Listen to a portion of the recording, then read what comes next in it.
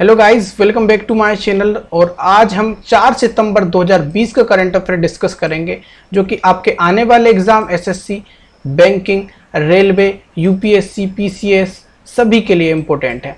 तो एग्जाम आपके अब जल्द से जल्द यहाँ पर अनाउंसमेंट होने वाला है, चाहे रेलवे का हो चाहे एसएससी का हो, क्योंकि जो हमारा कैंपेन चल रहा है उस हिसाब से देखें तो जल्द से जल्द जो है अब वो नोटिफिकेशन अनाउंस होगा और एग्जाम डेट भी अनाउंस होगी।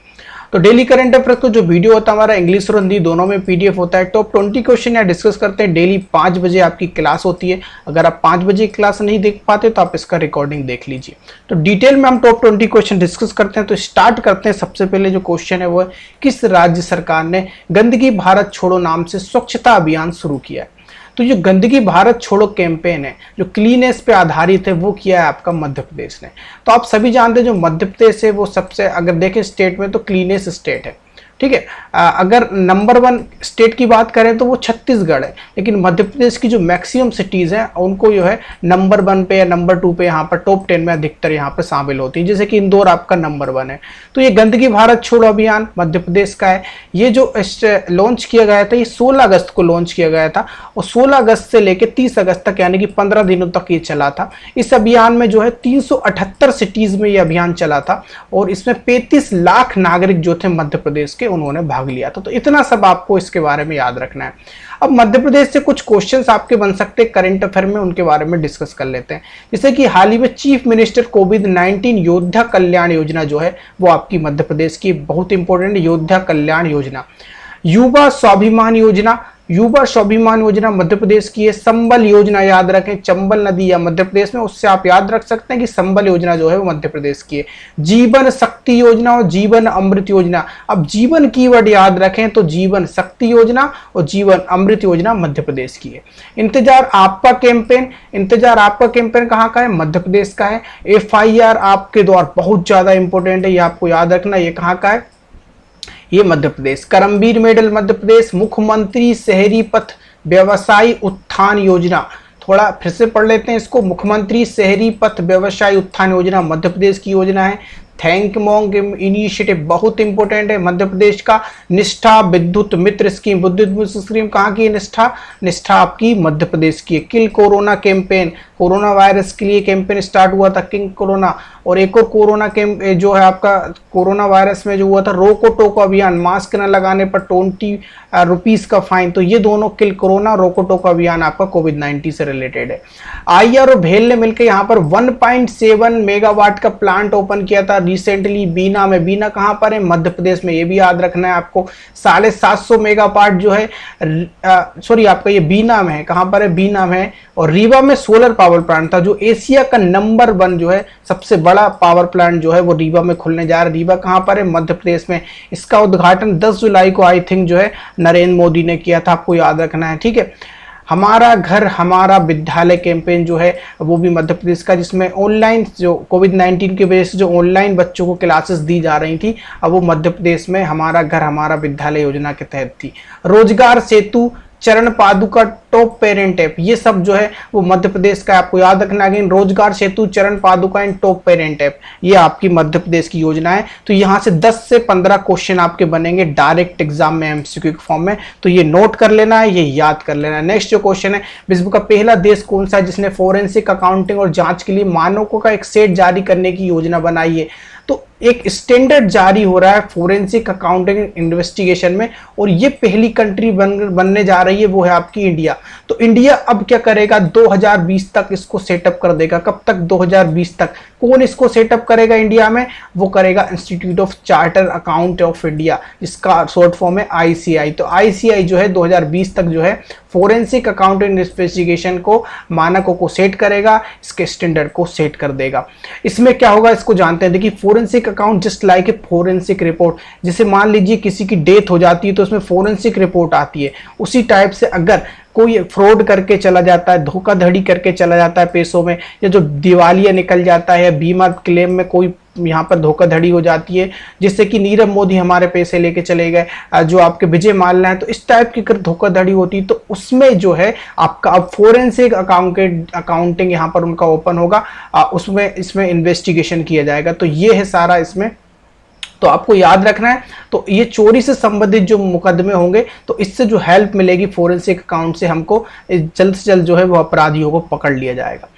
तो आईसीआई के बारे में बात करें, जो इसको ओपन करने जा रहा है, institute of charter account of India, इसके अध्यक्ष जो है वो अतुल कुमार गुप्ता हैं और इसका मुख्यालय जो है वो नई दिल्ली में है।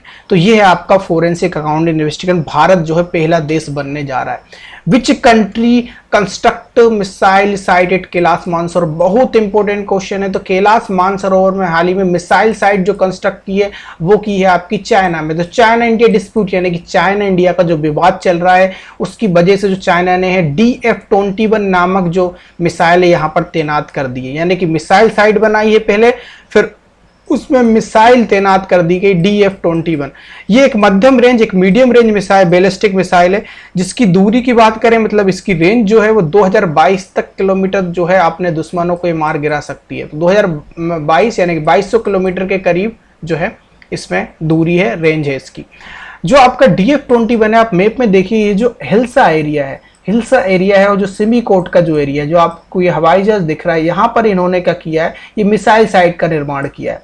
तो ये मानसरोवर, जो आपका मानसरोवर, जो कैलाश मानसरोवर है उसके पास है। तो ये साइट पे जो है आप देख सकते हैं इंडिया की बार। हाँ, और यहाँ पर ही ये जो है लिपू लेक का जो आपका दर्रा है, लिपू लेक जो पास है वो भी यहीं पर है। तो इस जगह पे कई सैनिक, नंबर ऑफ सैनिक यहाँ पर तैनात, हथियारों के साथ जो है, हथियार के साथ यहाँ पर तैनात किए गए हैं, और यहाँ पर ये DF-21 नामक मिसाइल जो है वो चाइना ने प्लेस्ड कर दी है। नेक्स्ट जो है, उस व्यक्ति को खोजें जो नागरिक उड्डयन सुरक्षा ब्यूरो की पहली महिला महानिदेशक बनी है।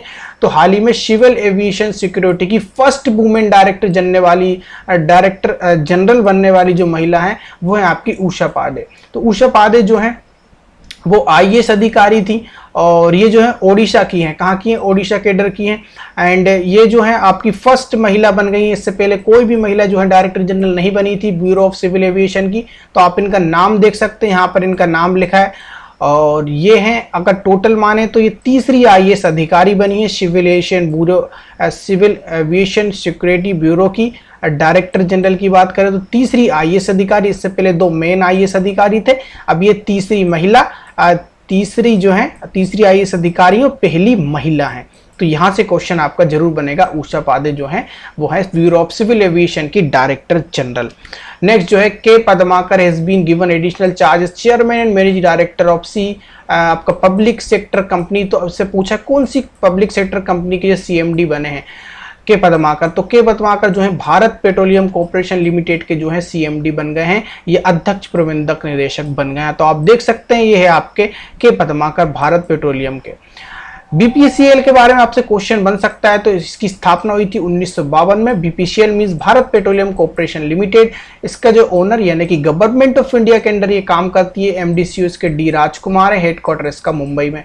MD and CEO अब आप रिप्लेस्ड कर दीजिए, क्योंकि MD and CEO कौन बन गए हैं? अब MD and CEO इसके बन गए के पद्माकर। देखिए कोई भी क्वेश्चन बन सकता है, आपसे पूछेंगे भारत पेट्रोलियम कॉर्पोरेशन लिमिटेड का CMD कौन बना है, ऑप्शन देंगे तो आपको के पद्माकर लगा कर आना है। तो कोई भी क्वेश्चन बने हमको उसके लिए तैयार रहना है। नेक्स्ट जो है, cycling federation of India CFI ने 2021 में किस भारतीय शहर में पहली बार साइकिलिंग शिखर सम्मेलन की मेजबानी करने की योजना बनाई है? तो साइकिल फेडरेशन ऑफ इंडिया जो है ये होस्ट करने जा रही है, जो हमारे भारतीय शहर हैं उनके नाम है दिल्ली, उनका नाम है मुंबई एंड बेंगलुरु। तो यानी कि तीनों सिटीज जो है मिलकर यहाँ पर जो है साइकिल फेडरेशन ऑफ इंडिया 2021 आयोजित करेगी। इसमें क्या होगा, ये साइकिल समिट पहली बार होने जा रहा है। तो ये जो सम्मेलन है ये मेजबानी करेगा आपका दिल्ली, मुंबई, बेंगलुरु। आपको याद रखना है तीनों सिटी के बारे में, तीनों सिटी का नाम इंपॉर्टेंट है। तो ये 1 दिवसीय शिखर सम्मेलन होगा, 1 दिन का ये आयोजन किया जाएगा, और इसका उद्देश्य जो है वो संस्कृति को, जो साइकिल संस्कृति होगी, साइकिल रेसिंग को बढ़ावा देना होगा। और जो पेशेवर जो साइकिलिस्ट हैं, जो आपके चालक हैं, जो ड्राइवर होते हैं साइकिल के, उनके बीच को ज्ञान को साझा करना है। तो यहाँ पर दुनिया के जो बड़े बड़े साइकिल जो आपके साइकिल ड्राइवर हैं वो यहाँ पर आएंगे। जो हमारे इंडिया के जो साइकिल ड्राइवर हैं उनसे जो है इनके एक्सपीरियंस को क्या करेंगे, साझा करेंगे। तो 1 सितंबर 2020 को 2021 शिखर सम्मेलन के एक समझौता ज्ञापन पर हस्ताक्षर किया गया है, यानी कि मऊ साइन हुआ है इसको कराने के लिए साइकिल फेडरेशन ऑफ इंडिया। तो इसमें जो कंपनी है दूसरी, उसका नाम है कंटार्टिका। क्या नाम है इसका? कंटार्टिका। आपको याद रखना है। तो पहली जो है साइकिलिंग फेडरेशन ऑफ इंडिया के ने साइन किया है किसके साथ, समझौता किया है कंटार्कटिका के साथ। अब आपसे पूछ सकता है कि साइकिलिंग फेडरेशन ऑफ इंडिया की स्थापना कब हुई थी, तो 1946 में हुई थी। तो आपको याद रखना है CFI जो हो रहा है आपका दिल्ली, मुंबई, बेंगलुरु में हो रहा है।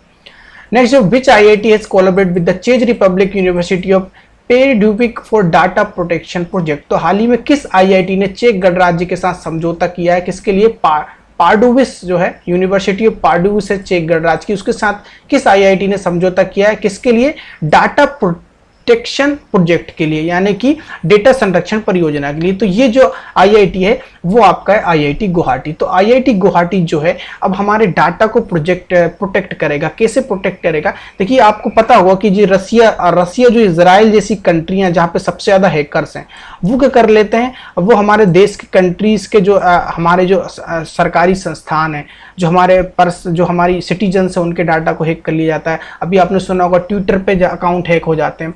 तो उन सब से बचने के लिए जो IIT गुवाहाटी है, उन्होंने यहाँ पर जो चेक गणराज्य की यूनिवर्सिटी पेराडुबिस, तो इनके साथ मिलकर एक डाटा प्रोटेक्शन प्रोजेक्ट यानी कि डेटा संरक्षण परियोजना को तैयारी कर रही है, जिसमें क्या होगा, जो उन्नत कंप्यूटर द्वारा जो साइबर डेटा होगा, जो साइबर डेटा से देश के डिजिटल डेटा की रक्षा कर सकता है।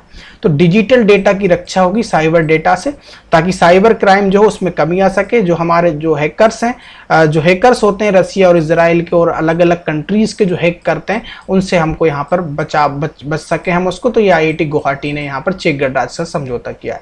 इसमें क्या होगा, एक स्वदेशी एल्गोरिथम विकसित करेगा, क्योंकि IIT हमारा गुवाहाटी शामिल है तो स्वदेशी यहाँ पर होगा। ठीक है, स्वदेशी काम होगा, स्वदेशी एल्गोरिथम विकसित होगा। तो चेक गणराज्य के बारे में आपसे पूछ सकता है। कोरोना इसकी करेंसी है, प्राग जो है इसकी कैपिटल है, प्राग जो इसकी क्या है, कैपिटल है, और कोरोना इसकी करेंसी है चेक गणराज्य की। नेक्स्ट जो है ओलंपिक इसकी चैंपियन, इनका नाम है विक्टोरिया रेवेंसबर्ग, ने हाल ही में किस देश से रिटायरमेंट की घोषणा की है।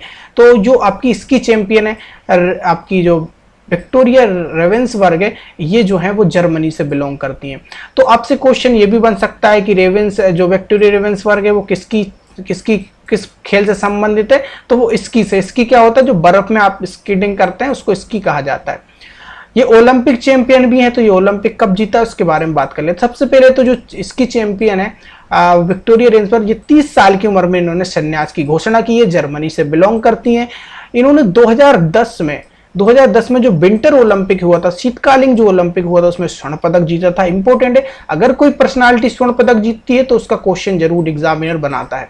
अगेन यहाँ पर 2014 में उनमें रूस में जो विंटर ओलंपिक हुआ था उसमें कांस्य पदक जीता था। तो 2 पदक इन्होंने जीते हैं, तो ये जो है इंपॉर्टेंट क्वेश्चन बन जाता है। तो विक्टोरिया रेवेंसबर्ग ने हाल ही में संन्यास लिया, जो इसकी खेल से संबंधित थी। Next, who is the author of book title, जिसका नाम है द वन एंड ओनली स्पार्किला।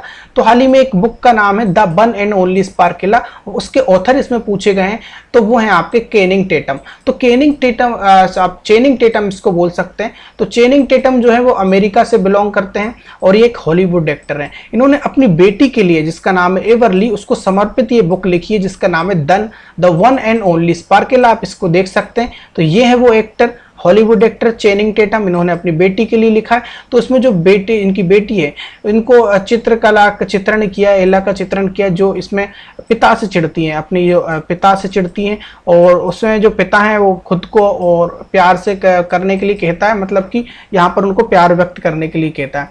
तो ये सब चीजें एक पिता और एक डॉटर की स्टोरी इसमें है। तो आपको याद रखना है इस बुक का नाम द वन एंड ओनली स्पार्किला।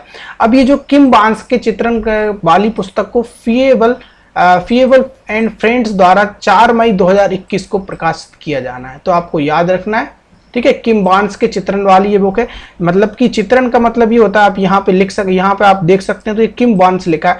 इन्होंने इसके जो चित्र हैं वो बनाए हैं, लेकिन जो लिखी बुक है वो चेनिंग टेटम ने लिखी है। और इसको प्रकाशित कौन करेगा, पब्लिशर कौन है, फीएबल एंड फ्रेंड्स है, जो 4 मई 2021 को इसको प्रकाशित करेगा। ठीक है, तो आपको याद रखना है। नेक्स्ट जो क्वेश्चन है, विश्व नारियल दिवस प्रतिवर्ष कब मनाया जाता है। तो ये मनाया जाता है आपका 2 सितंबर को। तो 2 सितंबर को वर्ल्ड कोकोनट डे जो है वो सेलिब्रेट किया जाता है। अब इसकी इंपॉर्टेंट चीजें हैं, या इसका थीम पूछी जाएगी, तो थीम ये invest in coconut to save the world, Hindi में इसको 2020 का जो विषय था इसका वो दुनिया को बचाने के लिए नारियल में निवेश करें।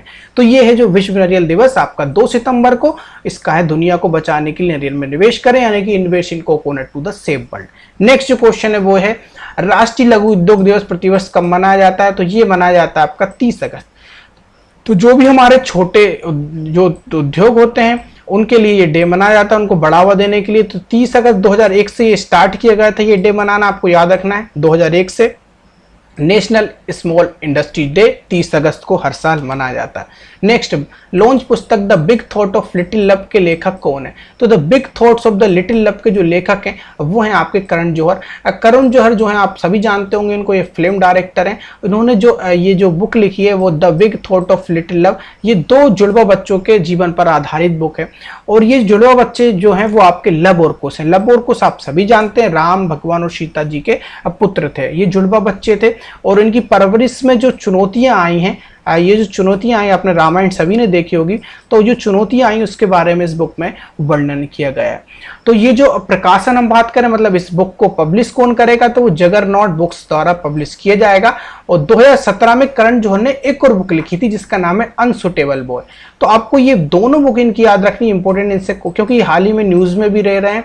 तो अनसुटेबल बॉय और आपकी जो अब नई बुक आई है the big thought of little love, ये भी इनकी ही बुक है।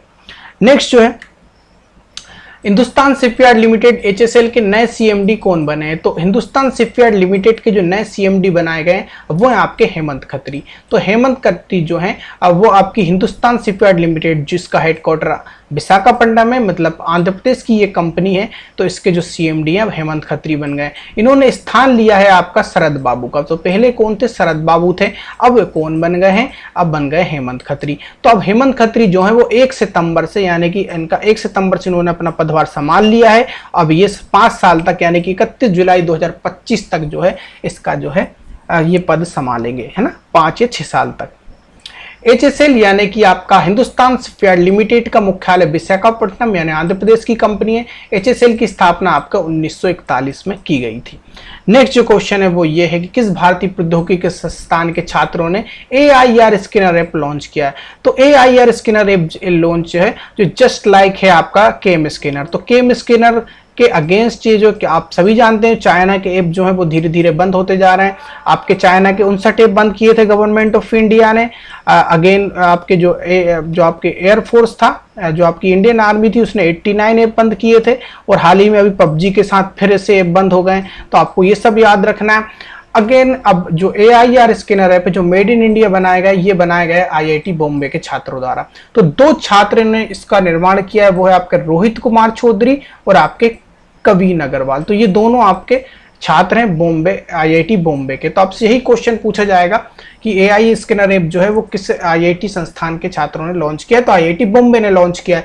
ये PDF फॉर्म आप सभी जानते हैं, जैसे केम स्कैनर क्या करता था, जो PDF होती थी उसके जो स्कैन करके रखता था उसको PDF फॉर्म में कन्वर्ट कर देता था। JPG फॉर्म हो तो उसको PDF फॉर्म में। और इसके साथ साथ जो यह चीनी स्कैनर केम स्कैनर की तर्ज पर विकसित किया गया, मतलब उसका एक मतलब उसकी जगह पर ये आप जगह लेगा अगर इसको चलता है। तो आप सभी इंडिया का ऐप है तो आप सभी डाउनलोड करें, क्योंकि इसमें सिक्योरिटी जो है वो अच्छी है, क्योंकि इंडिया का ऐप है।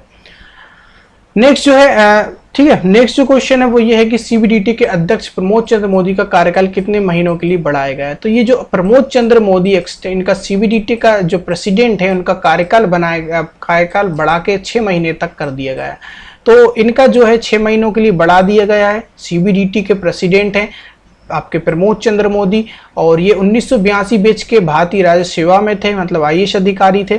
और 2019 में CBDT का इनको प्रमुख नियुक्त किया गया था।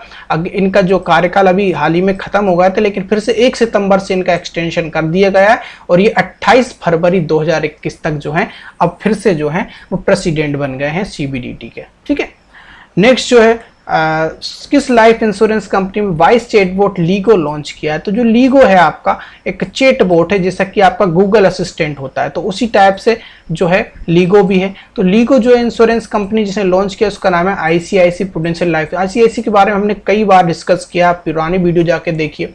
तो प्रूडेंशियल लाइफ इंश्योरेंस जो है इन्होंने लॉन्च किया है इसको ICICI। लीगो इसका नाम है, एक चैटबॉट है जैसे कि गूगल असिस्टेंट होता है। तो ये जो है जो इनके ग्राहक हैं जो इनके अकाउंटेड हैं, जिसमें इनका ICICI प्रूडेंशियल लाइफ इंश्योरेंस में जिनका अकाउंट खुला है, जो इनके ग्राहक हैं, उनको बेहतर अनुभव देने के लिए यहाँ पर जो है लीगो नाम का एक चैटबॉट इन्होंने तैयार किया है।